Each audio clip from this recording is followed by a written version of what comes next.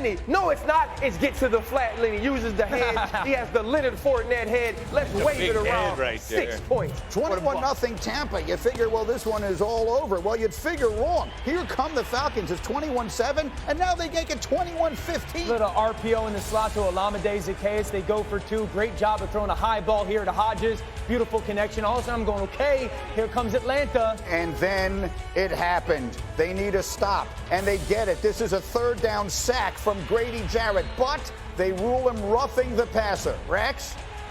Worst ever. Worst ever. Are you kidding me? Hey, if that would have been my quarterback, they would have applauded everything. There's no way in hell they'd call that, but it's Tom Brady, so let's give him a pass. Arthur Smith, congratulations for not going crazy. All right, let's hear from Brady first. The one sack at the end of the game, they call him for roughing the passer, so it extends the drive and you're able to get off the field. What did you think of that play? Had you been lobbying or asking for some late hits there? I don't throw the flags. Okay, so there's that. What a great answer. What is that? Okay, let me read you what Jerome Boger said. He is the referee in the situation. He said, what I had was the defender grabbed the quarterback while he was still in the pocket and unnecessarily throwing him to the ground. That is what I was making my decision based upon. Ryan Clark, your thoughts?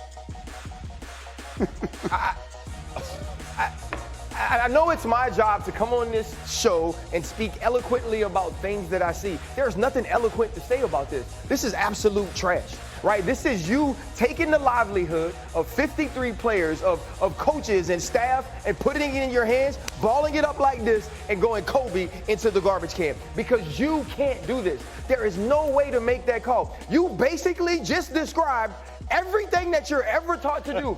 He grabbed him in the pocket and he threw him on the ground. How else in the hell is he supposed to get him on the ground? There is no other way for Tom Brady to end up on the grass unless Grady Jarrett puts him there. And so now to say, like, give me, I need something technical, right? Like, I need put his full body force on him or slammed his head late after I blew the whistle. You need something that could be in black and white so I could read it to my entire team and say, guys, here's in black and white what you did wrong. There is no thing like that. And when you take wins away from a team in that manner, you destroy careers. You destroy seasons, and you cannot do that. And I don't know if there's some sort of reprimand, some sort of discipline. I know that guys can't call playoff games, can't do certain things. It's legitimately the worst call since the missed PI against the Los Angeles Rams in the NFC Championship. Which cost a team potentially a champion. My favorite part of this, Rex, is at the end of the play, Brady is trying to kick Grady Jarrett, and they called the flag on Jarrett. Watch Brady stick his foot up in the air as Jarrett goes by him. He's trying to kick him. Brady is so mad, and they call the flag on the other guy. You tell me that call gets made if the quarterback's name is anything but Tom Brady. No, I don't think it does. I'm just telling you, at first when we were talking about it, I'm like, no, that's not the case. You know what? No, heck yeah. There's a problem here. Yeah. And I'm not, paid on this set to be eloquent. No, I'm paid to tell the truth. This is absolutely brutal. Good job not right swearing, here. Rex. And I look at Arthur Smith, and he's like, what do you think he's saying in his hands? Like, good for you, because he should have been like on the field, like I've been there and frustrated, especially with this guy playing quarterback. He's the greatest of all time. And I've seen some horrendous things that have been like, we got a penalty because we hit him, or whatever it was. Like, you got to be kidding me. And you got the guy's playing quarterback.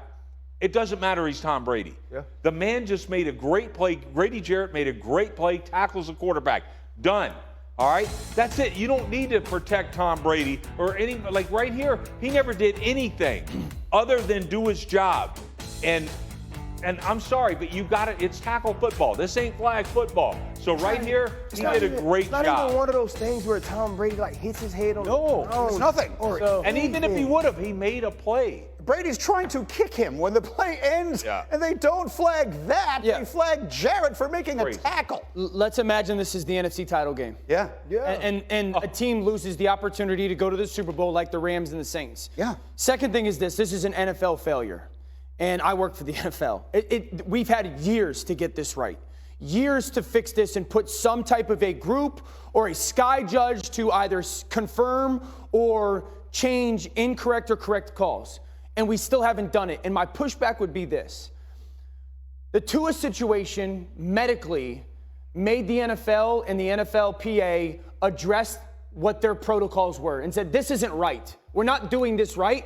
All of a sudden this week, there's a change in how they're going to do it. Yeah. It was. So if you can do that for that, you can certainly do it for this. We can look at this as an NFL group, and we've had 4 years to figure this out and go, this is not being done the right way. Because my pushback with the wording that Jerome Boger would use is some quarterbacks need more necessary flinging to the ground than others.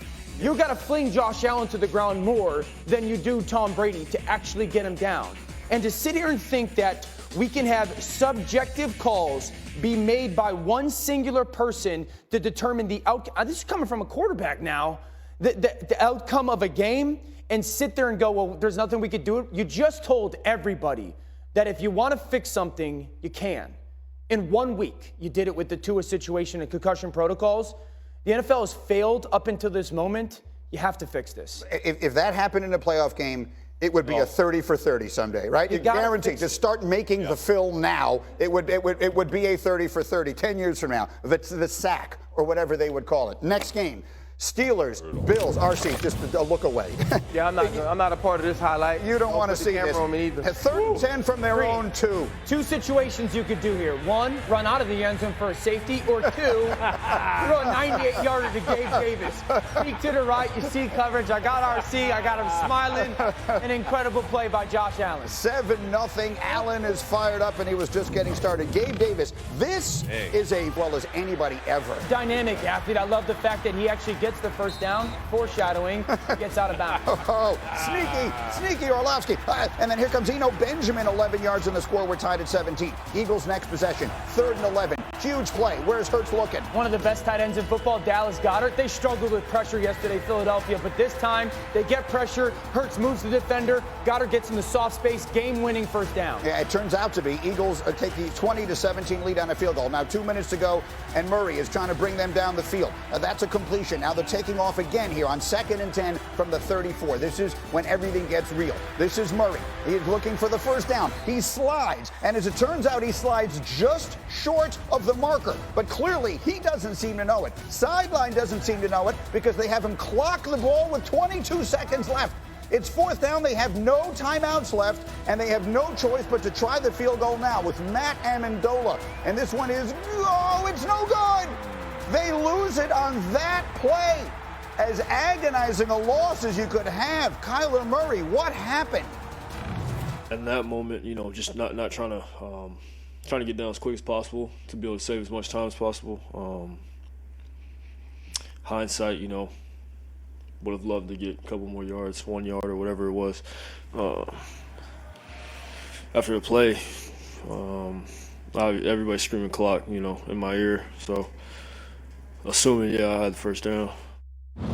Okay, so let's go through this. I have a quarterback sitting next to me, so you've had this at least a relatively similar experience. What happened? It's as bad a situational and clock management situation as you could have in the NFL. It starts with first down.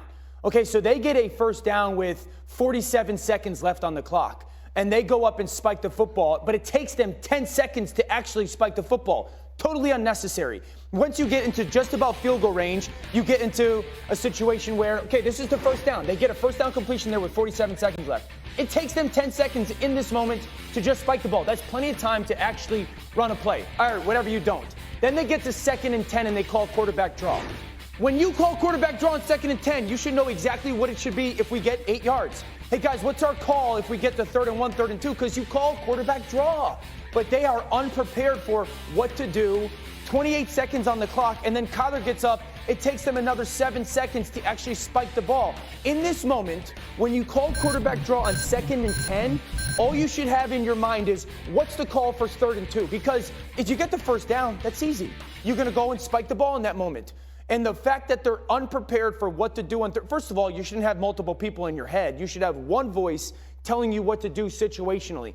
It is such poor situational management. I'm not surprised because it showed up 2 weeks ago against the Rams. How many times is this going to happen for Arizona till you realize you are failing your football team in those moments? I have to ask a question now to my coach, because whose job is it to know if he has the first down or not? Clearly, he said he assumed he had the first down. Watching it, it's easy to see why he might have thought that. If you see that as you watch the play, it's where he initially slides. It's not where he finishes. If you're wondering, wait a minute, they don't touch him until after he's past the first down line, but it's where he gives himself up. That's right. But whose job is it to know, wait a minute, it's not first down, it's third down? Well, Whose job is that? It's always the coach's job to know. And the thing that kills me about the clock management and all that, you see this a lot of times with this college type, coaches when they come in the league.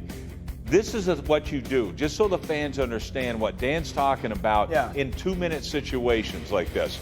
All right, number one, you're always in just one formation. Right. And the reason you do that is so everybody can get lined up. You have one word.